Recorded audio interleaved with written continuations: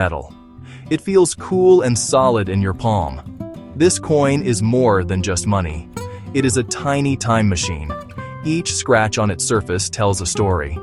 Every symbol stamped into it is a message from the past. With this single coin, we can start a journey. We will travel through the long and fascinating history of Korea. We will see how money changed with the rise and fall of kingdoms, ancient markets, bustling modern South Korea. We will explore each coin and what it tells us about the people who made it and used it.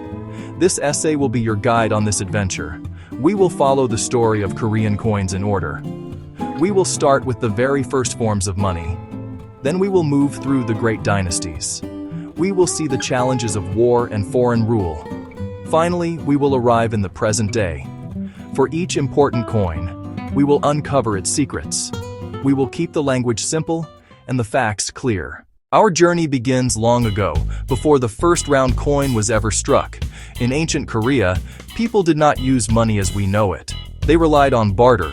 A farmer might trade a sack of rice for a new clay pot. A fisherman could exchange his catch for tools.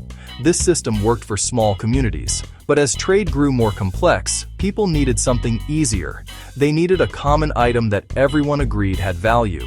This led to the use of commodity money, grain, cloth, and salt. Useful, but heavy and hard to divide for everyday shopping. The first object that truly acted like currency was the cowrie shell. These small, beautiful shells came from the South Seas and were rare in Korea. Durable, uniform, and portable, they were perfect for trade.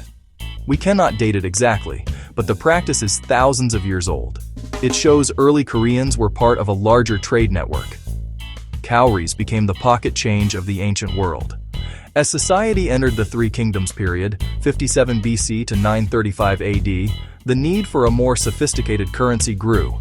Chinese coins with a round shape and square hole flowed into Korea through trade and diplomacy. Koreans also used knife money and spade money cast in bronze or iron. A step up from shells, valued by metal content and shape, but not yet true coins. Often issued by local authorities, they standardized trade and paved the way for round coins. Our time machine now takes us to the Goryo dynasty, 918 to 1392. Korea began minting round coins in a more organized way.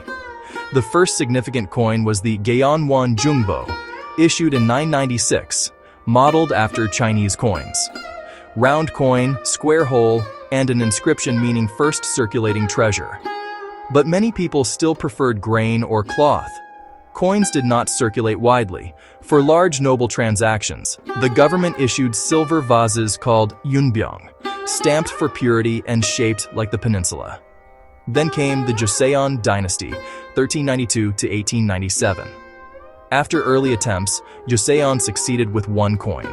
The Sangpyeong Tongbo, first minted in 1633, became standard for over 250 years. Cast in bronze using sand or soapstone molds, efficient but variable in size, weight, and quality. Front, its name. Back, a mint mark or 1,000-character classic number. People strung coins on cords, 1,000 made a kwan. These yapjeon, or leaf coins, became the lifeblood of the economy, used by royal officials and humble vendors alike. Inscriptions named kings and eras, and sometimes carried wishes for prosperity. Understanding these details reveals the world in which the coins were used. They connect us directly to the people who handled them. Our time machine is ready. Let's take the first step back. Korea's monetary path was winding. Beautiful coins in prosperity, crude money in hardship. We will look at iron, bronze, silver, and gold, and what each era chose. The story of Korean coinage is waiting to be told. As the 19th century closed, foreign pressure mounted and the Korean Empire sought to modernize. The government experimented with machine-struck coins, round, no square hole, using steam-powered presses. New denominations appeared, the mun and the won. Metals updated to copper, nickel, and silver, with sharp, uniform designs that deterred counterfeiting. Designs blended tradition and modernity. Dragons, plum blossoms, Chinese characters, and Hangul. Among the first modern silver issues was the daedong in the 1880s. Ambitious reforms struggled with instability and public confusion. Today, these transitional coins are scarce and prized. In 1910, Japan annexed Korea, imposing colonial rule for 35 years. The Korean won was replaced by the Korean yen at parity with the Japanese yen. Coins issued by the Bank of Joseon. Designs mirrored Japanese coins, replacing Korean symbols with imperial motifs. Minted in copper, nickel, and bronze, inscriptions carried Taisho and Showa-era names. Joseon coins were recalled and melted. Colonial coins became the only legal tender. Advanced presses produced modern uniform issues. For Koreans, this money was a daily reminder of lost sovereignty. Currency became a tool of rule, present in every marketplace, every wage, every purchase. On August 15, 1945, Japan's surrender ended 35 years of colonial rule. Freedom came with division and economic chaos in the South. Colonial yen lingered briefly, then a new currency, the won, was issued by the Bank of Korea. Coins for the new republic did not appear until 1959. For years, small transactions used paper and even leftover Japanese coins. The first South Korean coins, 10, 50, and 100 won, became symbols of independence. 10 won, the Rose of Sharon. 50 won, the famed turtle ship of Admiral Yi Sun-sen. 100 won, Cupro nickel with President Syngman Rhee. Designed and struck by Comsco to secure national control of money. But post-war devastation and inflation eroded the won's value. Metal outpaced face value. Coins vanished from circulation. As a result, these coins are relatively scarce today. The 100 won with Rhee was withdrawn after his 1960 ouster, now a notable rarity. The turmoil underscored the need for reform and stability. These pieces linked the generation that endured war to the foundations of modern South Korea.